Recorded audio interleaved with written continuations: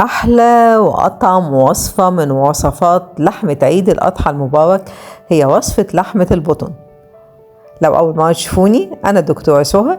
أتمنى تشتركوا في القناة وتعملوا لي لايك وشير.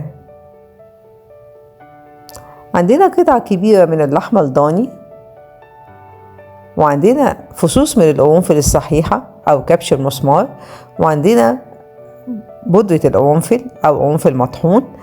هنبدأ ناخد كل قطعة من اللحمة ننغزها بالسكينة، ونحط في كل فتحة فتحناها فص من القرنفل لحد ما نملى كل قطعة اللحمة بالقرنفل.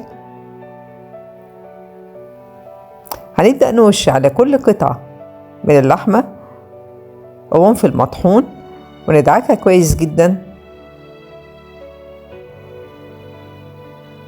ونكمل بقية المقدار بان احنا نغرس القرنفل الصحيح في اللحمة ونرش عليها قرنفل مطحون. ولما ننتهي تماما المقدار هنغطيها وندخلها التلاجة تبات ليلة كاملة.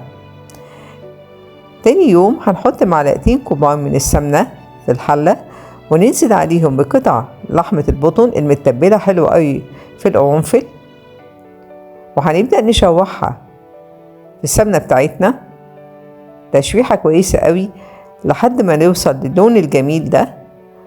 هنصفي السمنة منها تماما. كانوا زمان الجدات والأمهات ما بيصفوش السمنة وبيكملوا الوصفة والسمنة موجودة، فكانت بتبقى دسمة وتقيلة جدا. هننزل عليها بمعلقتين كبار من صلصة الطماطم، وهننزل عليها بطماطم مضروبة وتكون كتيرة لأن لازم الصلصة بتاعتها تبقى متسبكة جامد. وهنقلبهم كويس قوي مع بعض، وهنضيف عليهم ملح وفلفل، ولو احتاجت شوية مية ممكن نضيف لها. وهنغطي على اللحمة بتاعتنا، ولما تغلي هنهدي عليها النار لحد ما تستوي تماما وتبقى بالمنظر الجميل ده. وبيتقدم معاها الرز الأبيض اللي احنا بناخد السمنة اللي احنا شوحنا فيها اللحمة اللي طعمها قرنفل نحطها على الرز. ودي كانت لحمة البطن اللي كتير قوي قوي ما يعرفوهاش، لكن كانت مشهورة جدا.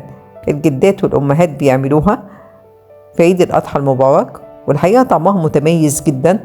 وتتبيلة اللحمة بالقرنفل بيخلي طعم اللحمة في حتة تانية خالص.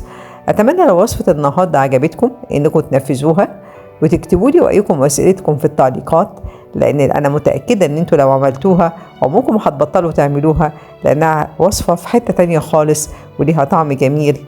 وكل عام وإنتم بخير وبالهنا.